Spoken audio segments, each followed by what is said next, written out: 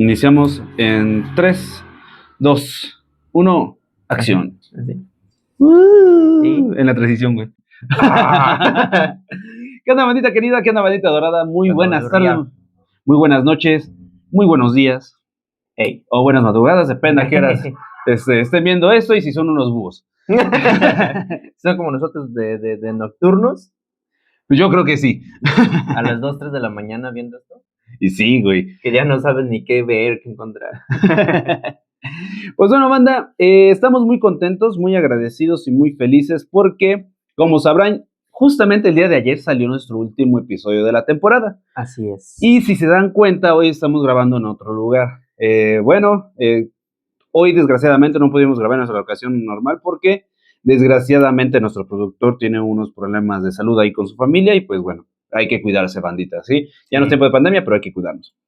Y pues bueno, entrando en materia, antes de empezar, amigo, me gustaría dejarle en claro a la gente que el tema de hoy lo vamos a tratar con mucha mesura, con mucho respeto.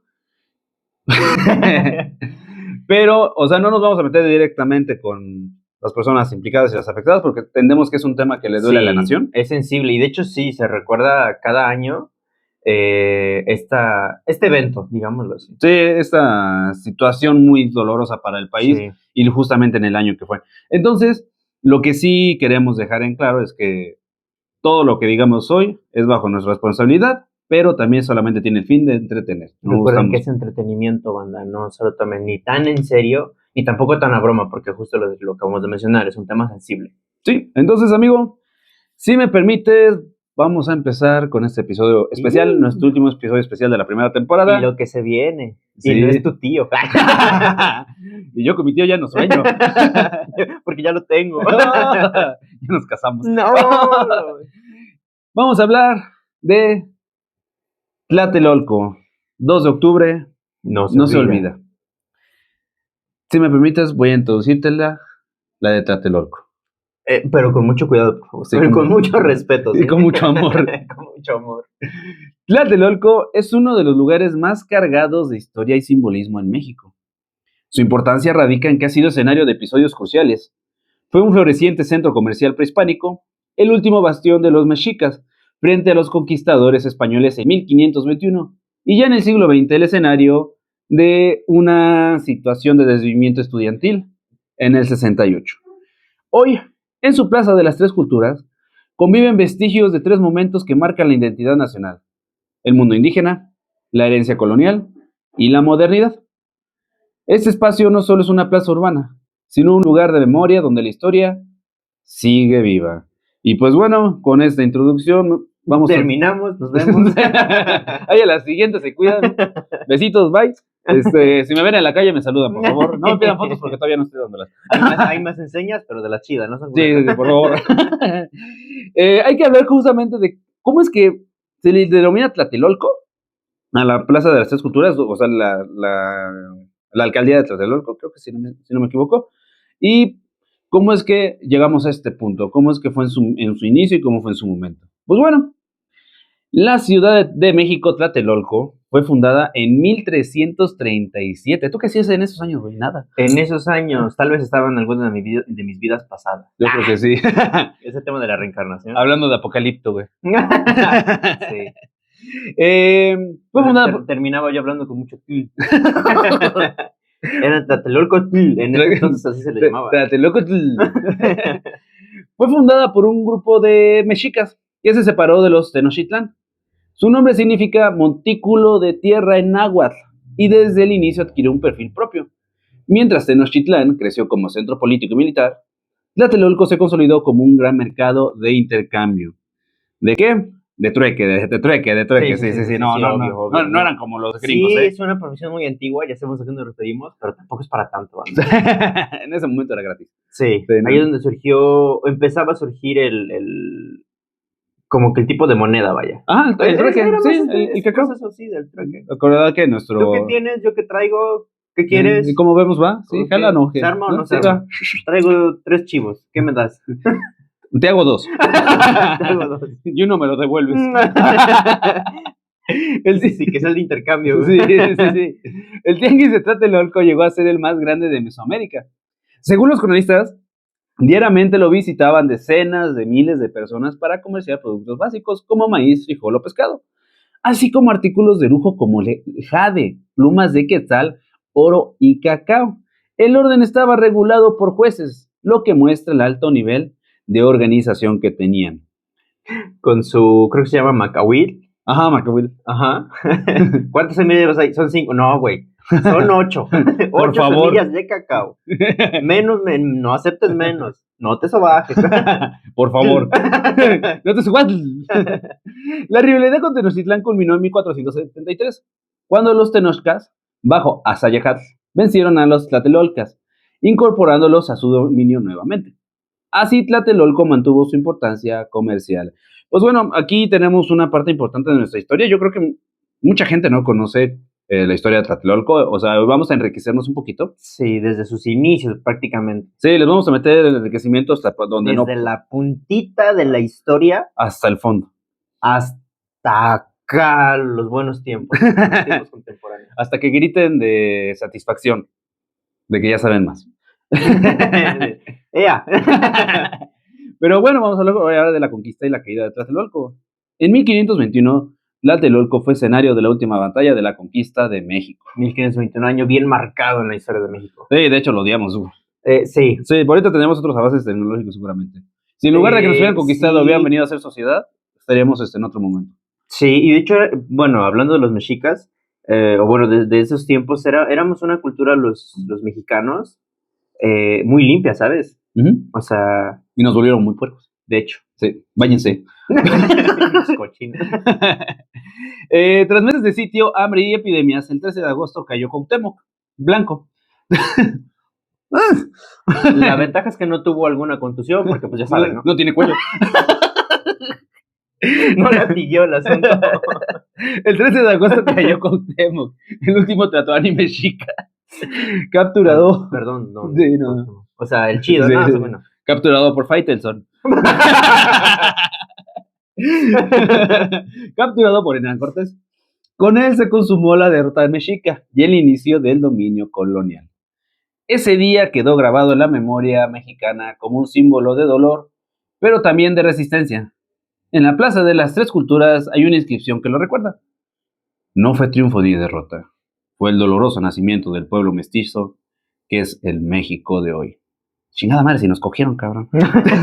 Pero les costó, güey. Sí, bueno, eso sí, güey. Sí. El problema fue que llegaron con sus espejitos, con sus especias. Y mira, huélele aquí. Ay, huele chido, te lo regalo. Dame ese oro. Y era de no, mames. Pero bueno, aquí, al menos en Mesoamérica, el oro no era tan... Era una moneda de intercambio, pero no tenía el valor. Por eso es que nos engañaron. Bueno, prácticamente dice así, que nos engañaron, ¿no? Porque somos parte de la sangre mestiza que muchos llevamos todavía... en nuestra cara. Sí. En nuestras raíces muy profundas. Nuestras raíces muy profundas. Evidenciamos nuestras raíces. Se ve a flor de piel, güey. Oye. Sí, de hecho. Tanto enorgullecen el perfil griego. Este perfil mexica. ¿Has visto el billete de 100 como que te suma? No, mames. Lo veo y digo, ahí estoy. Mi ídolo. Hay que hablar de Tlatelolco en la época colonial para que lleguemos a cómo se formó la Plaza de las Tres Culturas. Durante el periodo colonial, Tlatelolco mantuvo relevancia. Sobre sus ruinas se construyó el Colegio de la Santa Cruz de Tlatelolco en 1536, la primera institución de estudios superiores en América para hijos de nobles indígenas, donde se enseñaron latín, filosofía y teología. O sea, teóricamente ahí pudo haber ido Benito Juárez. Sí. Y sí lo aceptaban, ¿eh? Sí. No. O sea, sí. Sí, no tenía límite de estatura. Venga, mi chaparrito, así libre. Véngase mi bebé. Lo llevaba ahora en brazos. Cuando él se levantó el templo de Santiago, una iglesia franciscana que aún se conserva. De esta manera, el espacio se transformó en un símbolo de la evangelización y de la superposición del mundo español sobre el indígena. Que chinguen a su madre los españoles. La neta, ahí decía, en letras chiquititas. Bueno, no, los de ahorita no, esos molan. Esos son guay. No tanto, ¿eh? ¿Ya viste lo que se armó con... bueno, con lo de Ibai. Cositas, sí. Hay cositas en las que sí dices, güey. Ibai ya no es una cosa, ya es más una cosota, es una cosita. Incluso hay turistas, o sea, ya hablando tal cual del idioma, prefieren muchos el idioma español mexicano, ¿sabes? O sea, sí. Hasta en eso ganamos, en gastronomía y en idioma. Sí, porque no hablan como zipizapo. Sí, no. O sea, oye. No. La Plaza de las Tres Culturas, en los años de 1960, el arquitecto Mario Pani diseñó el conjunto urbano Nonoalco Tlatelolco, un complejo habitacional moderno que buscaba reflejar el progreso de México. En su centro se construyó la Plaza de las Tres Culturas, llamada así porque reúne en un mismo lugar a tres culturas. No, neta, güey, te lo juro. Ese güey era un misionario. Rápido, un nombre, güey. Así en una mesa, güey. Rápido, un nombre, güey. A ver, vamos a meter esa cultura y esa cultura y esa. ¿Qué hacemos? ¿Cómo le llamamos? La petrifecta. No, multicultural. No, es que son. No, multi es de más de tres, güey. Somos Sí, tres nada más. Sí, tricultura. Par cultural. No, es que estamos dejando. Sí, no, Culo con cultura. La trifuerza de Legend of Zelda. Culotural. Era un pendejo y dijo, son tres culturas. Plaza de las tres culturas, May. Entonces, me gusta. Suena bien. Se denominó así porque reúnen en un mismo lugar los tres pilares de la historia nacional. La indígena, representada por las ruinas mexicas. La colonial, visible en el Templo de Santiago. La moderna, que es esto. No. Moderna, no morena. Chica, perdón, güey. La moderna encarnada en los edificios de apartamentos y la torre de Tlatelolco. Lo que se pensó como un símbolo de unidad terminó convertido en un espacio de memoria tras los sucesos de 1968. Y aquí ya llegamos a la parte seria. Aquí ya llegamos a donde sí nos vamos a reservar un poquito a hacer chistes. Sí, la verdad que sí. Los que nos conocen y los que nos han seguido desde hace tiempo se van a dar cuenta de por qué lo vamos a hacer. Sí. Pues hay que tomar en cuenta primero el contexto. Te la comes sin pretexto. Y sin hacer gestos. Y sin atragantarse. Sin ahogarse. No rimó, pero es verdad. Sí. El movimiento estudiantil del 68 y el desastre que ocurrió en Tlatelolco. México se preparaba para albergar los Juegos Olímpicos de 1968 con el presidente hijo de toda su rechingada madre. La neta. Sí. Amor, paz. Gracias. Gustavo Díaz Ordaz, que estaba al frente del país. El régimen buscaba proyectar una imagen de estabilidad y modernidad, pero la realidad mostraba tensiones políticas y sociales. ¿En qué año? ¿225? No. 1968. No. Ya Calderón ya se fue, güey.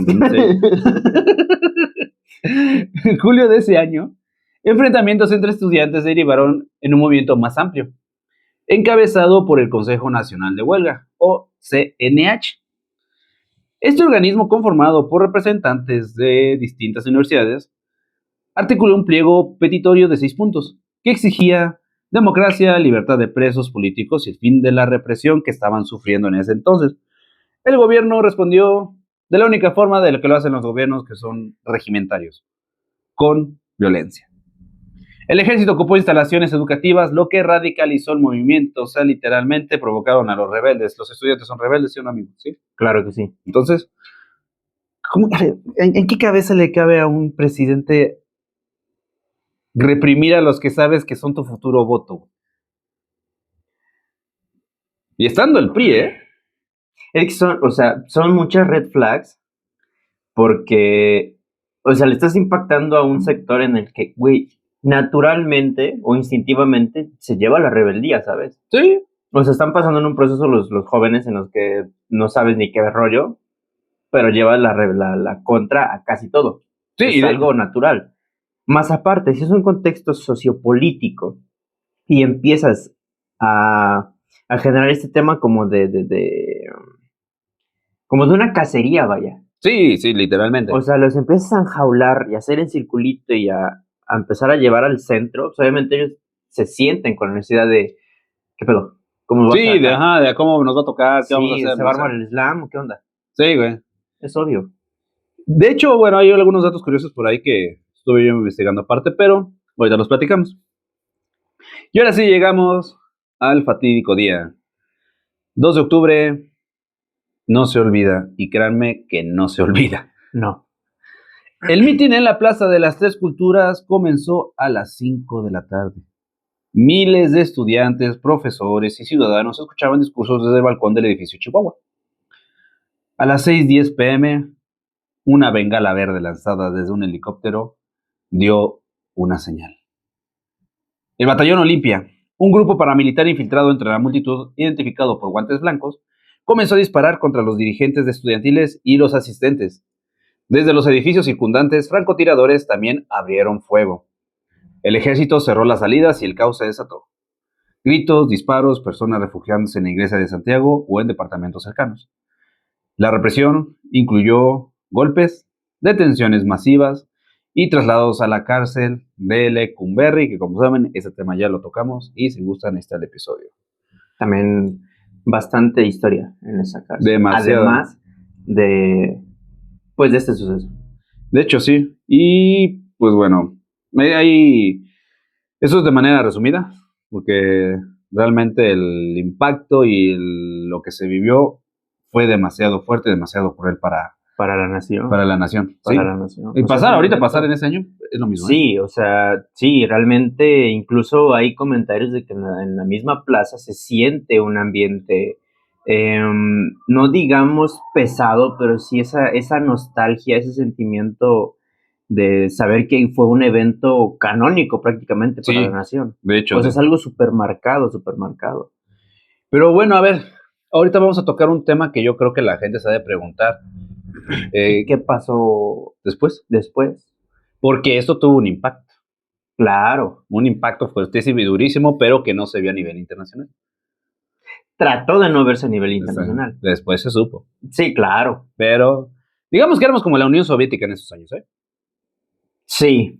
Con un régimen de mira aquí, y tratando de... Tenemos una dictadura democrática. Hay que decirlo. Así las cosas, hecho, ¿sí? Sí, ¿no? Así tal cual. Che, Salinas Orejón.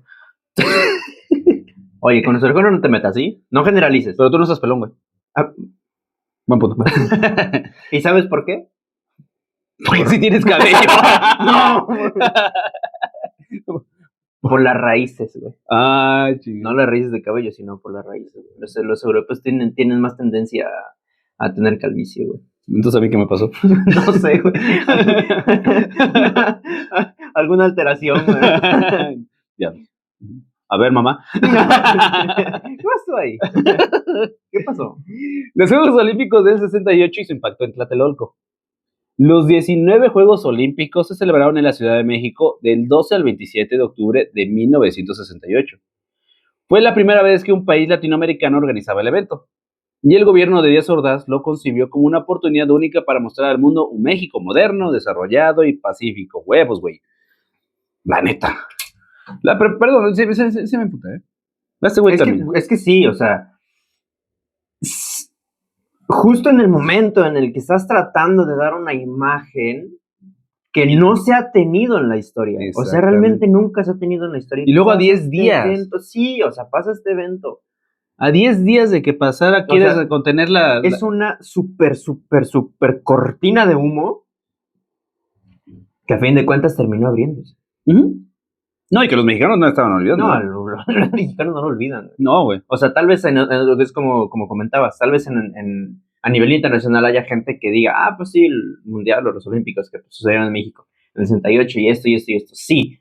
Pero para los mexas sí pasó eso y también esto. Sí, exactamente. O sea, no se olvida. No se olvida. Pues bueno, se prepararon los Juegos Olímpicos, invirtieron grandes cantidades de recursos en infraestructura, la construcción del Estadio Olímpico Universitario, la Villa Olímpica, el Palacio de los Deportes y la Alberca Olímpica. En ese aspecto, o por esa parte, sí estuvo chido. O sea, sabemos que en cada construcción por parte del gobierno siempre hay cositas, ¿no? Y en los recursos o en los fondos siempre hay cositas, hay detalles. Sí. Pero a fin de cuentas son... son buena infraestructura. Son infraestructuras, sí, que a fecha de hoy se siguen utilizando. Sí. El de los deportes. Sí, el Palacio de Deportes. El Estado Universitario también se sigue utilizando. Sí. Aunque huele a miados, pero se sigue utilizando. Porque ya está de la chingada y se está cayendo, güey. No le pueden dar mantenimiento, güey. No sé si lo estoy confundiendo, pero hay videos en donde incluso en las gradas se nota como que se juegan entre... No, porque el Estadio Olímpico Universitario de la UNAM está sumergido, güey. Ok, ajá. Sí, ese es como el de Boca, güey. A lo mejor lo estoy confundiendo con el estadio, pero el de Tigres, güey. El Universitario de Tigres. Muy probablemente sí. Sí.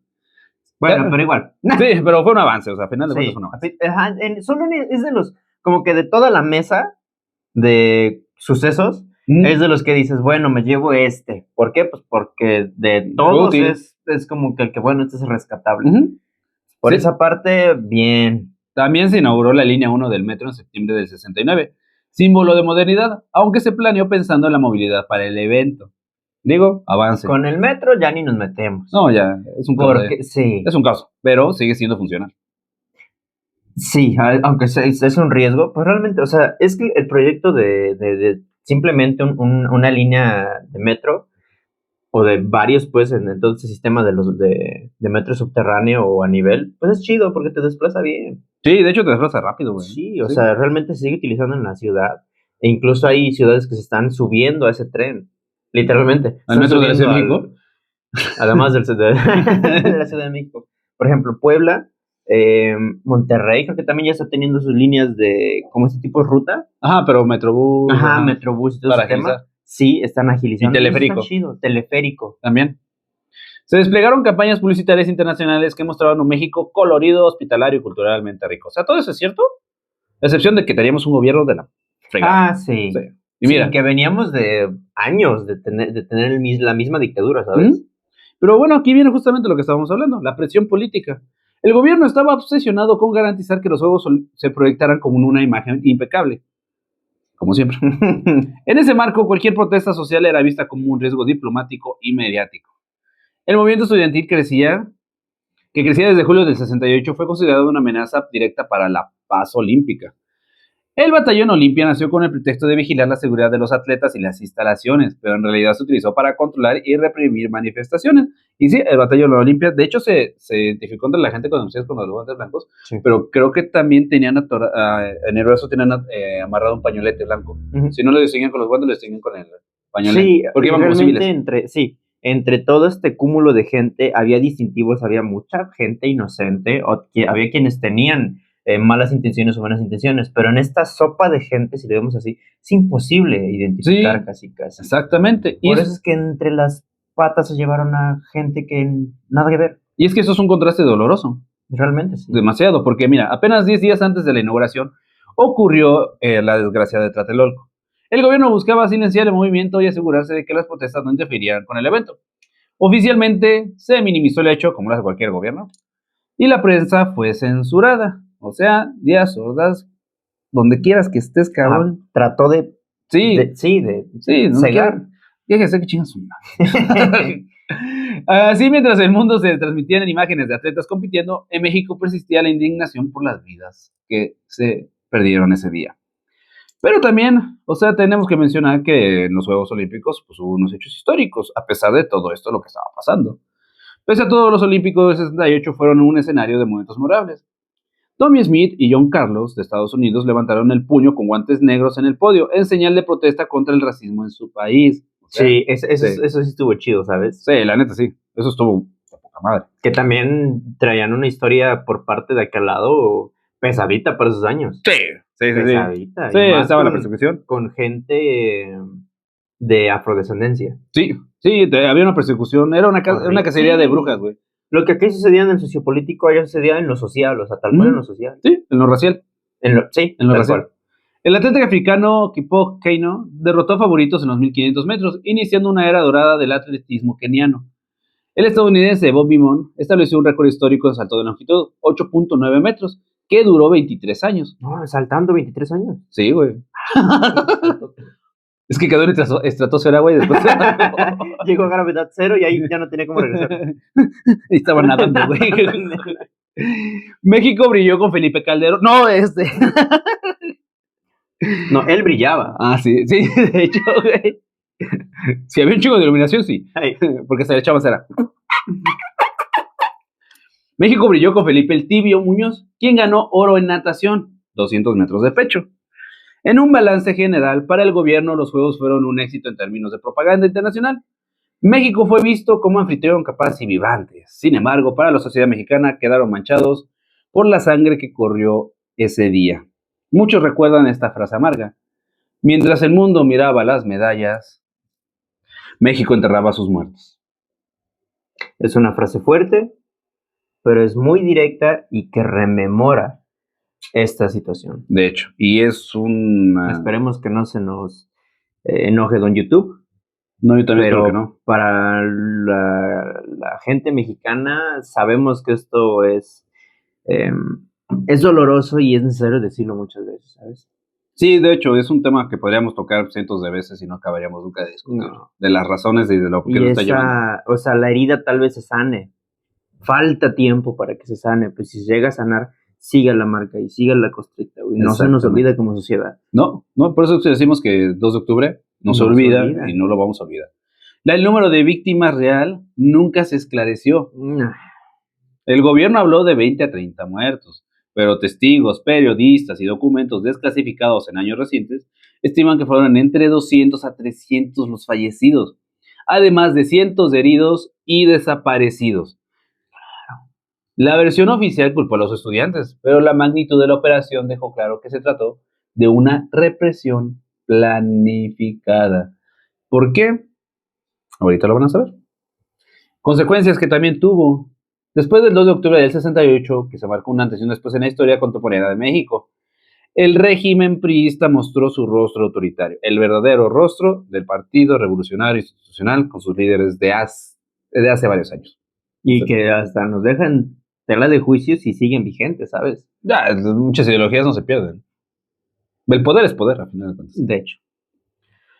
La sociedad mexicana perdió la confianza en el gobierno, lógicamente. De hecho, desde ese año debieron haber perdido. Desde que terminara la administración de ese y de hecho hay una tendencia de esta pérdida de creencia a partir de esos años, sí, pero ya hasta cualquier partido, ¿sabes? O sea, realmente... Ya no sabes a quién confiar, güey. Sí, y ya quien llega al poder, sea el color que sea, no nos vamos a meter en eso, porque es realmente la sociedad lo juzga así, ya del color que sea, pones en duda cómo llegó. Sí. A tal lugar. A tal lugar. ¿Cómo es que lo eligieron? Sí. Sí, porque, o sea, a pesar de que según hacen las... el conteo, las encuestas. Ajá, una votación. Y que todo esto está supuestamente controlado y regulado en ciertos lugares. Nunca falta que hay situaciones, hay lugarcitos en donde se alteran los números o en donde se altera el orden público. Sí, justamente, y eso es una parte muy importante. Pues bueno, durante años el tema fue censurado en libros y en medios, pero el lema 2 de octubre no se olvida mantuvo viva la memoria. Aunque los Juegos Olímpicos se inauguraron 10 días después, la imagen internacional de México quedó manchada. Internamente lo que había pasado se convirtió en un símbolo de represión y en un punto de partida para posteriores luchas democráticas. Pero también en el paso del tiempo hizo memoria y hizo justicia. Con el tiempo, Tlatelolco se consolidó como espacio de memoria. En el 93 se colocó una estela conmemorativa en la plaza. En el 2007 se inauguró el Memorial 68, un museo dedicado a preservar documentos, fotos y testimonios del movimiento. Cada año, el 2 de octubre, miles de personas se concentran en la plaza para recordar a las víctimas, reafirmando que la lucha estudiantil sigue siendo un referente en la búsqueda de justicia y democracia. Y bueno, pues hay que hablar también de lo que está Tlatelolco en la actualidad, pero ahorita yo me voy a saltar la conclusión para dar otros datos que pasaron por ahí. Hoy Tlatelolco es un lugar donde conviven la arqueología, la vida cotidiana y la memoria. Sus ruinas mexicas, el Templo de Santiago, los edificios modernos y el Memorial 68 forman un mosaico único en la historia de México. No solo un sitio para turistas o académicos, es un espacio vivo donde se honra el pasado, se reflexiona sobre los errores del presente y se imagina un futuro más justo. Eso es lo que hoy en día nos representa con la esperanza. Pero sí me gustaría darte... ¿De qué hablamos? Bueno, otros datos. Es que soy como el pecado, como Andrés Manuel. Yo tengo... O sea, que vas a privatizar ya el podcast. ¿A eso te refieres? No. ¿Ya vas a desviar fondos de inversión del podcast? Ándale. Hay que hablar de las investigaciones antes de que te des la conclusión. Ok. ¿Va? Ah, sí, está interesante. Está interesante. En el 98, el presidente Ernesto Zedillo, en el 30 aniversario de lo que había pasado en Tlatelolco, autorizó una investigación al Congreso sobre los eventos del 2 de octubre. Sin embargo, la administración priista, como tiene que ser, continuó sin liberar documentos oficiales del gobierno relacionados con el incidente. En una entrevista de radio en 2002, la directora del Proyecto de Documentación Mexicana para el Archivo de Seguridad Nacional de los Estados Unidos describió las investigaciones del gobierno del PRI. Ha habido varias investigaciones a lo largo de los años. De hecho, el expresidente Miguel de la Madrid fue entrevistado ayer en la prensa y dijo que había pedido al ejército y al secretario de Gobernación documentos y fotografías de las manifestaciones y que fue objeto de una tremenda presión política para que no investigara.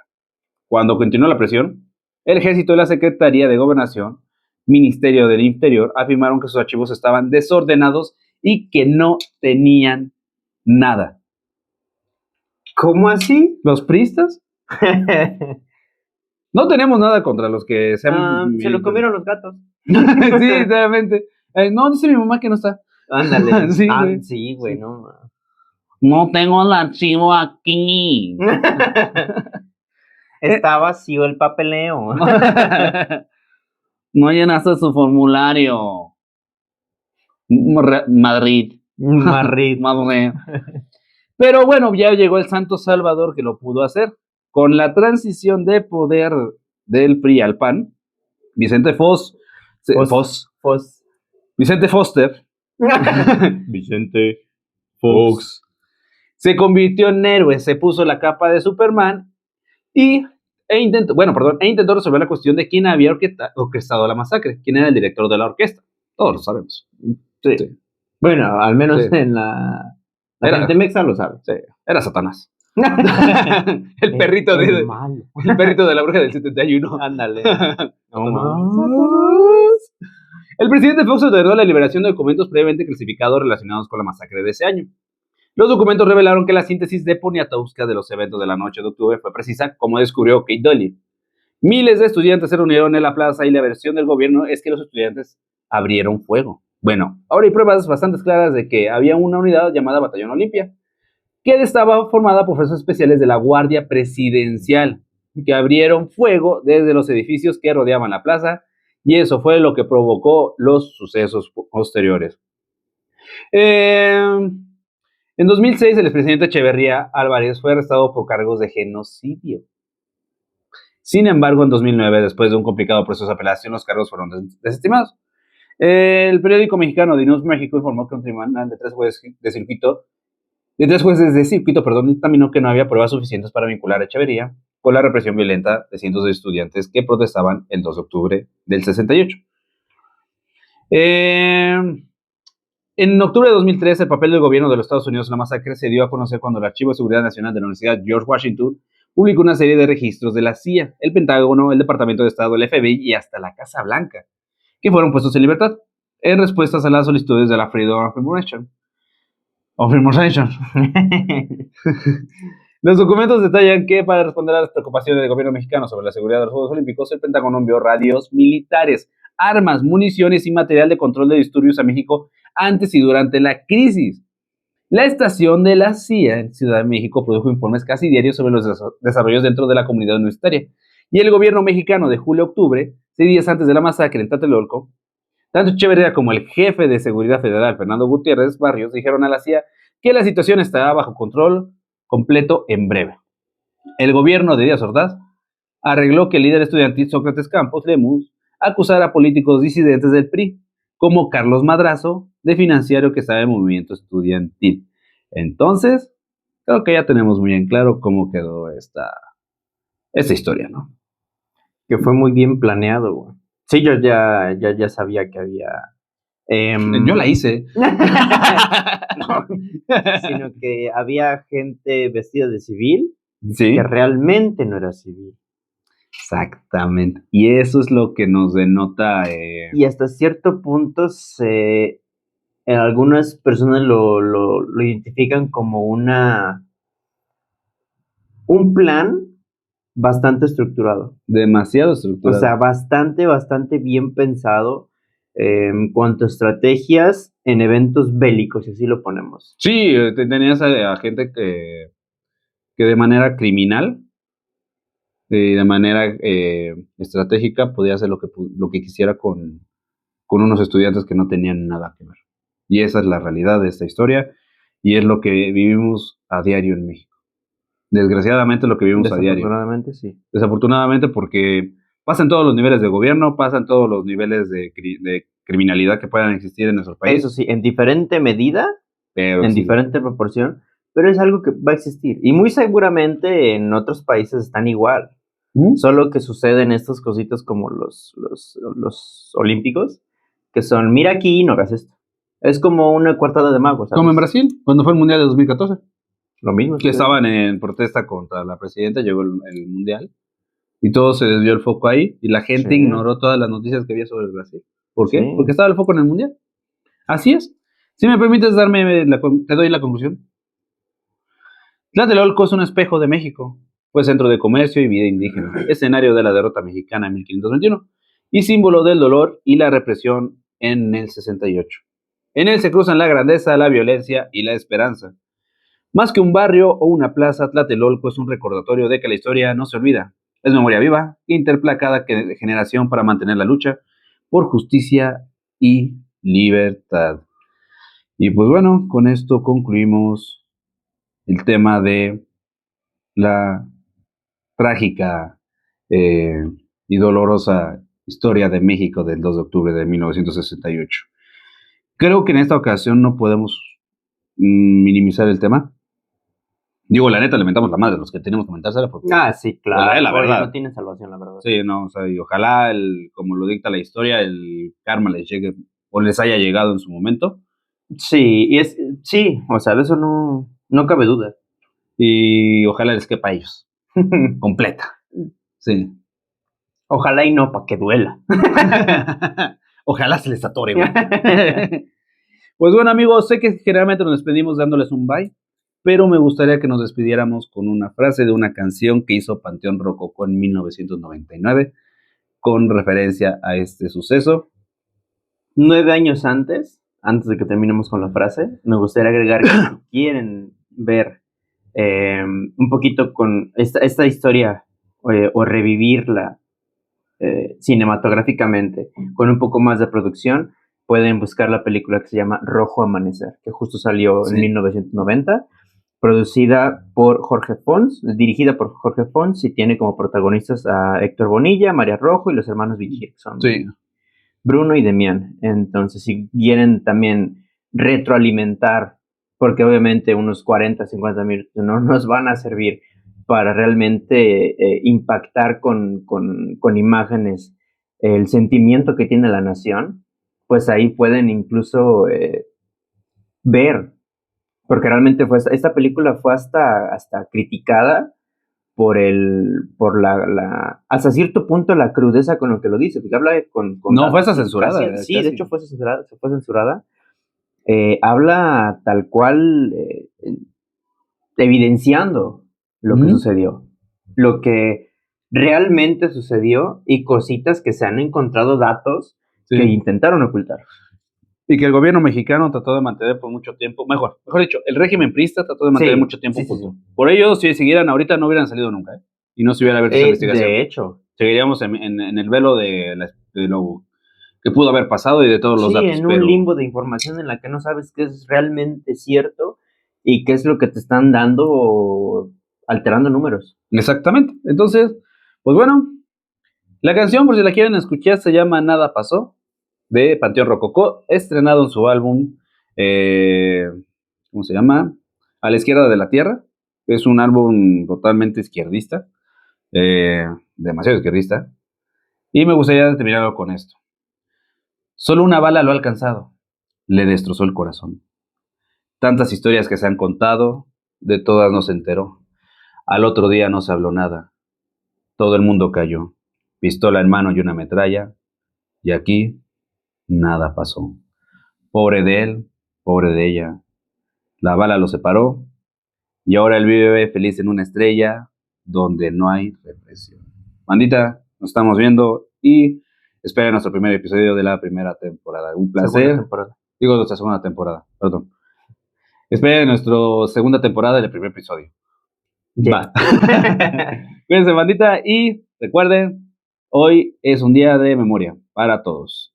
Cuídense mucho, les mandamos un beso y un abrazo. Bye.